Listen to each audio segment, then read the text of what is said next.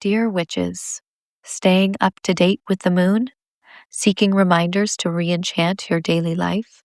Subscribe to the Modern Witches newsletter for lunar updates and inspiration for working with our personal and collective phases of transformation. Not only do we send out digital spells, astrological insights, and witchy love notes, our newsletter also showcases the incredible magical community that Modern Witches has fostered throughout the years. Have a course or offering you'd like to share with magical babes? Want to share your art with those who will be most touched by its magical themes? Learn more about promoting your work on our newsletter at modernwitches.org/community-marketing. Find the link in show notes. Hello, and welcome back to the Modern Witches podcast. I am Casey Zabala, interdisciplinary witch, and I am here with Karima of the Cosmic Vibe. Hello. Hello. Welcome to part 1 of our Gemini season downloads. We're kind of in a sweet spot moment astrologically before a bit of a storm impending in Cancer season. So we're really excited to kind of deep dive into some of these big transits and lunations of Gemini and try to just keep us grounded in the here and now. Hopefully. Feels like you mentioned it. We're in between. We're recording on the week of Mars conjuncting Chiron, and there's this April, like this pack of planets in Aries that has been happening that get us very going, very active, very like action oriented, very on the rush, emergency, raise inflammation in our bodies. Like kind of like being reactive instead of like being grounded. I feel like Gemini season is kind of this like little sweet spot that we have that where we have still Jupiter in Cancer, we have Venus in Cancer. It's very sweet. It's like nurturing. We want to gather. We want to like being, couch, kind of being cozy and stuff. Mm-hmm. Kind of like Jupiter going to Leo and like, hey, the party is going back to the fireplace, like. Mm-hmm. Yes. Mm. Like looking at the transit with Casey, it was definitely more like a sweet spot in the year. Yeah. It feels like I don't know, this like on-ramp towards the summer solstice feels um yeah, like there's a lot of care that we can take in that. And we'll talk about all of that. But before we go too deep, I do want to just pause us for a few announcements for the community. Mhm. So the LA Festival of Tarot tickets are on sale. I will be there in LA for this amazing um, community event all about tarot. And this year, the theme is ecology. So if you're in LA, please find a way to join us. There are events happening from June 4th through June 8th, some at Tarot Arts, and then some at the Philosophical Research Society. So I will be leading an opening ritual at Tarot Arts on June 4th, and that will be kind of bringing us into the ecology and the landscape of tarot and initiating the festival. And then I will also be presenting at PRS on Saturday, June 7th. My presentation is A Journey to the Underworld, resourcing ourselves at the world's end with the High Priestess and Justice. So if you'd like to join us, there's so many other amazing practitioners going to be a part of this event. I am really honored to participate this year. So calling all the LA witches to circle up with us. That's nice. What a best thing. I love tarot. Like tarot conferences, events. It's like so nice to be with our community and with people that actually knows the language of tarot or new or whatever, but are interested and we can like, exchange ideas and Mm-hmm. feel very nice to be with our people like in person, Yes. like yeah. Yes, it's going to be very special. I feel like it's a special thing to like be in like your specific wheelhouse of enthusiasm. So for all tarot enthusiasts, please join us. Yeah. And then for our online coven, we'll be hosting our summer solstice coven circle on June 18th online at 11 a.m. PTT, so Pacific time. Please join us. Um, I love these moments where we can kind of drop in, do a little magic, drop into the energetics a bit deeper together, do some guided meditation. Last Coven Circle, I planned way too much to fit into our little power hour. So we're going to be more focused, and hopefully you'll leave with some bespoke messages, some grounding. So please join us for that. It's a really fun time. And if you don't know, you can join us through our Patreon community. Mhm. Link in the show notes. Oh, thank you, Casey. Yeah. So Oh, let's talk about the sun entering Gemini. let's do it. I'm going to pull up the chart of the sun entering Gemini. Do, do, do, do, if I can. Okay. Let's see. So yeah, Gemini is still like we talk about this little break that we have between two seasons, between Taurus season and Cancer season. But if we talk only about the sign, we talk about Gemini. If we just talk about the archetype of Gemini, it's revelation through conversation, is emotional intelligence versus emotional reactivity, or being able to kind of feel electric, is fast moving, is the ideas are like coming through very fast. So there is this fastness, like there is this really in it in Gemini. But why are we saying there is a break? And even if like it's Gemini is an air sign, it's a fast moving sign, etc. It's because there's so much happening in other sign during the season. And so we have Aries, basically Taurus season, we were grounded. There was Taurus, there was great energy for the sun to be in. There was also so much in Aries. So the chart right now and the sky right now is kind of like, yes, we have the sun entering Gemini. We have the sun that is kind of like wants to be communicative and wants to have awakening through the mind and wants to read and wants to exchange, want to communicate. So it's still fast, but there is this beautiful thing happening in Cancer, and there's also this shift that we're gonna talk also in part 2 with Karen entering Taurus. Hmm. So, it feels it feels like a little break to have maybe little break to have breakthrough, basically. Hmm. Gemini is the man, and you're moving fast in your head. This is a great time. We know that it's a great time for journaling, for talking to your therapist about everything that's going through your mind, because through this kind of monkey mind, there is a path that is you gonna go and take on, and is some revelation that can appear during that time. And even if it feels like a lot of things happening at once in your brain, I feel like with this season, we have kind of a path that is like basically lining up. And Hmm. Yeah, I love that. And just before the sun moves into Gemini, we had Mars moving into Taurus. So we find Mars in the early degrees of Taurus and we find Venus in the early degrees of Cancer. Um, Mercury and Uranus are sitting in Gemini as well as the sun. Um, but it feels like there is some kind of balance here. Um, and a lot of space for like internal disruption with the sun, Uranus, and Mercury all in Gemini.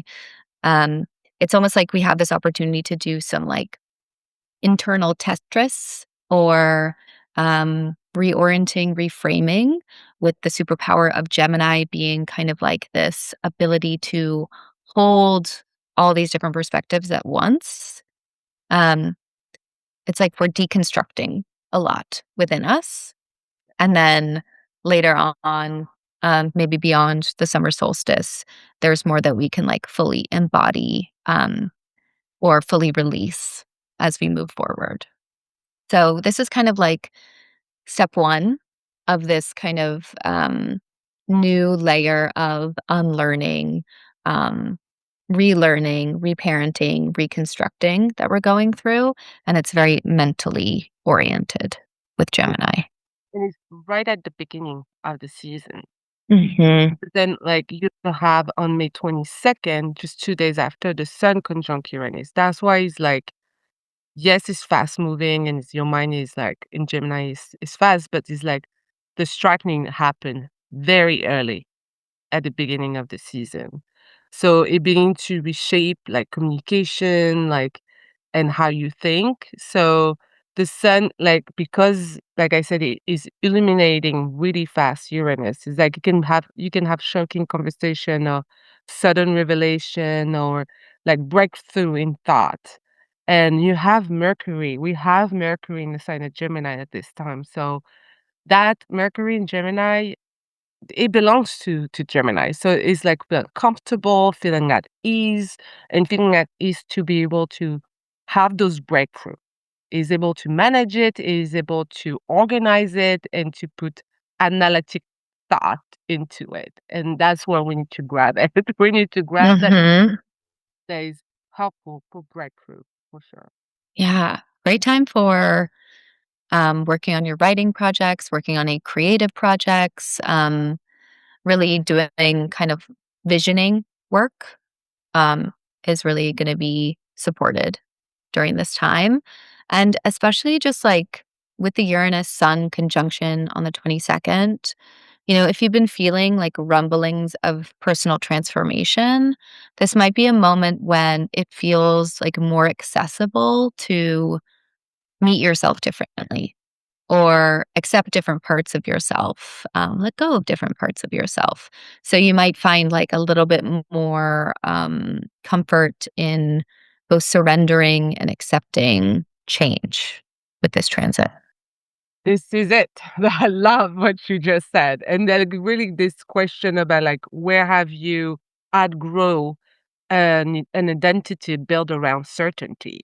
What Yeah. you were sure about yourself or how you function into the world or your value of certain things, like were you certain and now it's kind of you outgrow that identities, like you shift. And so it's a great time to write about it, to do magic about it, to ask for this breakthrough, to help you like reorganizing thought pattern and breaking stagnant routine. That is a great time for doing this. Mm. Mhm. On the shadow side, like because we're talking about Gemini, Uranus, there might be this anxiety spike, Mhm. coming up through that, like searching of or like feeling like you don't want to move because you feel like it's too scary to outgrow this identity that you have been with for forever. So the let go was going to be important in that phase. The let go and being okay with change because Uranus is asking you to be okay with change in order to be free. Uranus wants you to be free. Like the freedom is so important for Uranus.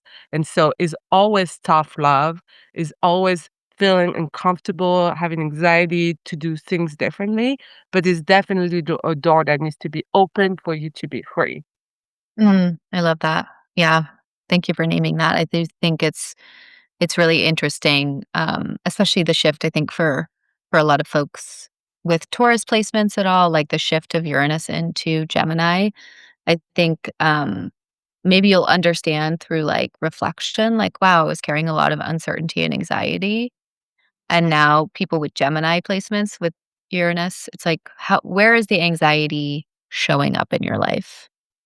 Yeah. Um, and that's, like, probably a good place to just kind of, like, reskill or, you know, open up to new perspectives. Yeah. Yeah. Well, Yeah. we said I want to be chill, but actually just this part. This part alone is maybe less chill. Yeah. God. Well, like, moving through this kind of the first 2 weeks of Gemini, we have that, like, Sun conjunct Uranus, this kind of, like, spike of revelation, of anxiety, of the need for change. On the May 24th, we have the Sun forming a sextile to Neptune, And then 2 days later, the sun forms a trine to Pluto. And the sextile and the trine are more supportive aspects, um, especially with these outer planets, the sun in Gemini, who what we've been talking about with this, like, desire to communicate, the desire to share, um, and to kind of, like, travel through the world quickly. Um, we can, like, see that as, like, technology as well and all the changes that are happening. But kind of making this, like, sextile to Neptune, introducing the more, like, dreamy, idealistic, transcendent element into the mix, and then making this trine to Pluto, which is more of this, like, depth, inner processing work. I feel like it's an invitation to go deeper, to be dreamy, to, like, kind of flush out whatever was, like, exposed by that Sun Uranus conjunction, and then to, like, find ways to process it. So, Neptune through, like, nature or mystical practices, Pluto through, like, deep inner processing, transformational practices. I feel like there's some, like, supportive holding after that Sun Uranus conjunction, that following week. Yeah, I agree. Those trends that Casey just mentioned, you don't know to know it by heart, but you know that those the transit that the sun is doing, the trine to Pluto, whatever it is gonna help you. It's it's great for shadow work, like you mentioned. Mhm. And this feel is once you know something, you cannot unknow it. So there's a Mhm. psychological sharpness here that can be incredibly clarifying. So it's great, like I said, for shadow work, for using your magic to go deeper, to ask for messages, to ask for sign, and to go and to talk to the invisible world. Like, for you to have more guidance, to be able to show you the way or the path or the route or the way, sorry, you have to take. So, Mhm. yeah, it's definitely helpful after this conjunction, the Sun-Uranus conjunction is very helpful, all those transits, definitely. Yeah, and then the next, transit we wanted to just name so you're aware, happens on May 28th. Yeah, it's, on May 28th, like, how many days before? Like, a couple of days before the Sagittarius full moon. Mhm. There's on May 26th, the Venus on May 28th, sorry, the Venus square Saturn. And, Venus is about love and sharing and partnership and arts and relationship and let's do things together.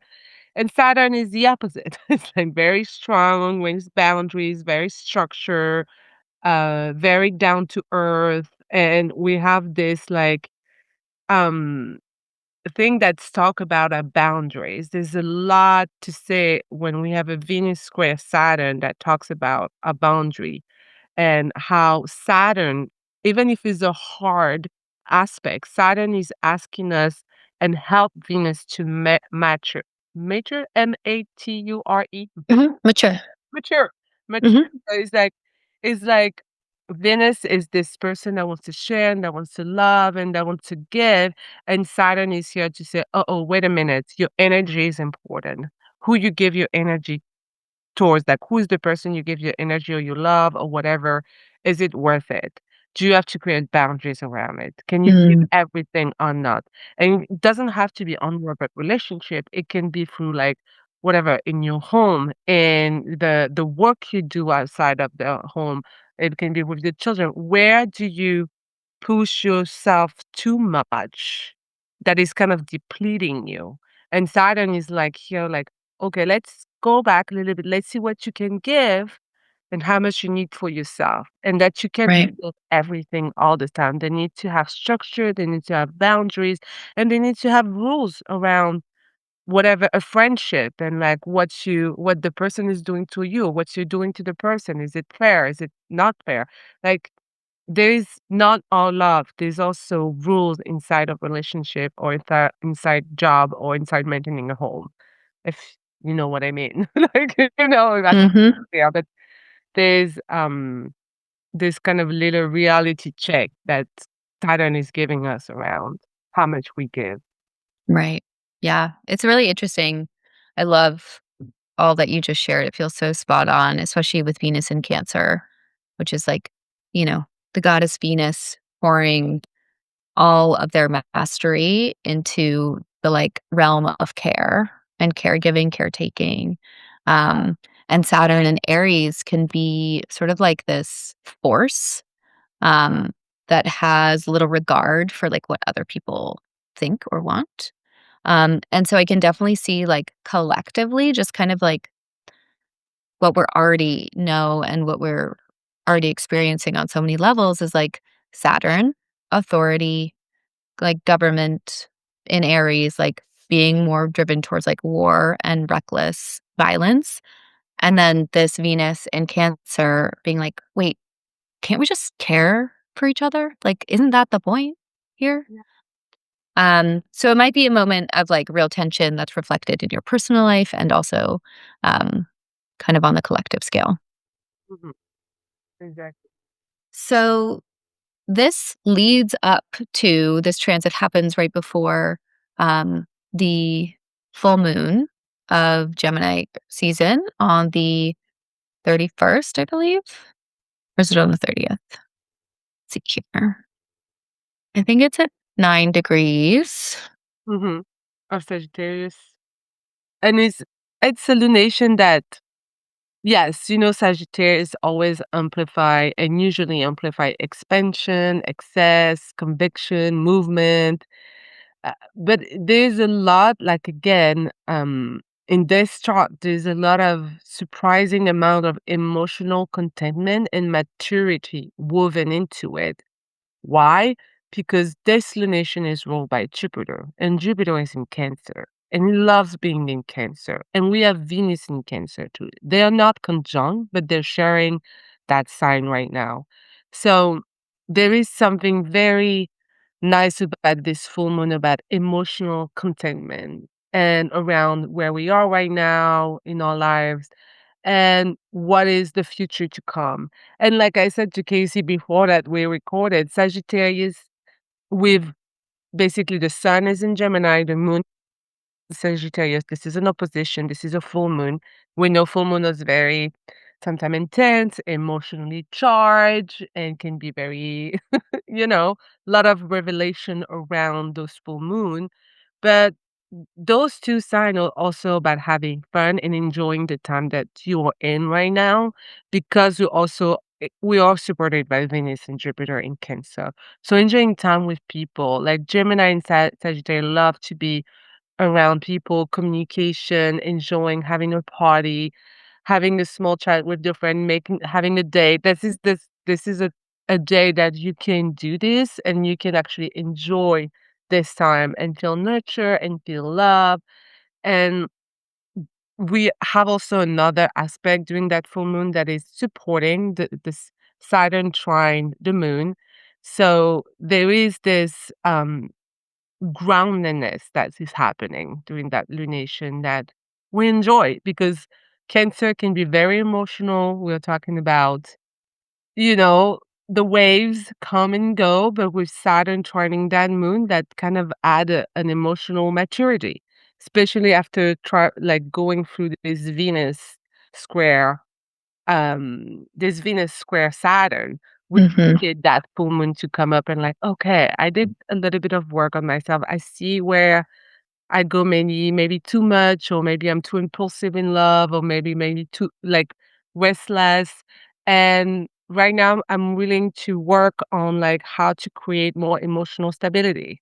And it is very emotional. It's very about emotional stability, this hormone for me, and how to enjoy it with having clear boundaries and having able to have self-discipline toward ourselves to care of ourselves but also care about other without stepping into each other. There's very that tone in that full moon that I really enjoy, which is very different than every full moon in Sagittarius in the past 5 years, because there's that trying to Saturn and there's those two planets in Cancer that really add on. Right. Yeah, there's that kind of, like, supportive anchor, Yeah. and I think whatever kind of work you do around releasing attachment to things that don't support you or care for you, um, that's going to really be a long-lasting vision and spell that you're gonna be carrying with you with the Saturn here. Um, I do think, we also have Pluto in the mix, forming a trine to the sun. It's not, so 4 degrees, but I do think there's a way in which it's like there's a depth to whatever you're holding here, whatever you're releasing and celebrating at this full moon. So make it count. I think it would be a great time to do community spell work to like really do some kind of ritual that honors what you are letting go of and the person you are stepping into or towards. Um, so it feels like a good time for kind of like stepping into the transformation and embodying it as much as you can. Um, because yeah, the Sagittarius energy, there's like a playfulness to it. And I think it wants like enactment in that kind of way. Um, so might be interesting. Just to add on to the Saturn, Aries, and the maturity this is asking us, like the emotional tone also feels more like what future can actually be sustained because Saturn wants you to is not in the spring, is a marathon, And so Saturn in Aries especially is like asking you for courage with discipline. So it's less about fantasy here and more willingness to build something real from conviction. So like I said, it can be for relationship for people or work or home, whatever the subject is for you. There's a courage that is being asked from you to be disciplined and to stop the fantasy of being nostalgic or being like into that bubble, but more about into being into the real world and be able to sustain and having longer relationship through those real conviction you can get from. So it's because we're Mm. talking about philosophy, ideology with with Sagittarius also for some people, it's gonna be about this, about your belief system and all of that and how you can become like serious about what you want to follow and what are your values in the world. So yeah. Yeah, good time to reflect and review on those things Mhm. for sure.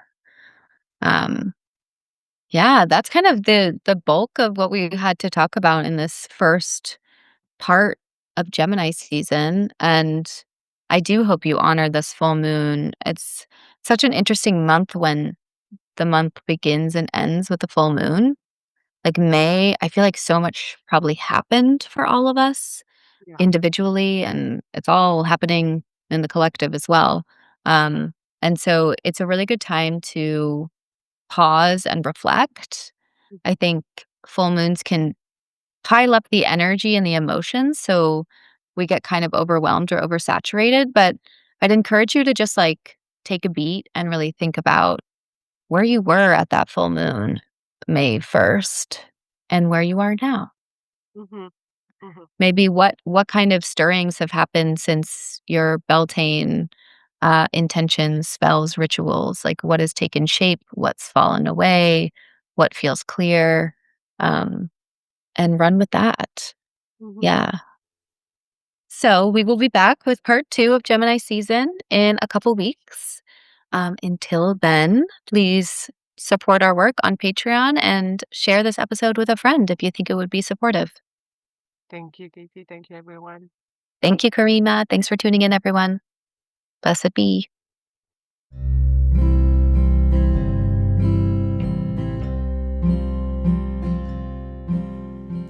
Thank you for tuning in to the Modern Witches podcast. We hope you've been inspired to cultivate your own magic and to craft your own spiritual practices. Let us know what sparked your curiosity by leaving us a comment on this episode or leave us a review. And don't forget to subscribe to the show so that you never miss an episode. Your feedback and engagement truly fills our cups.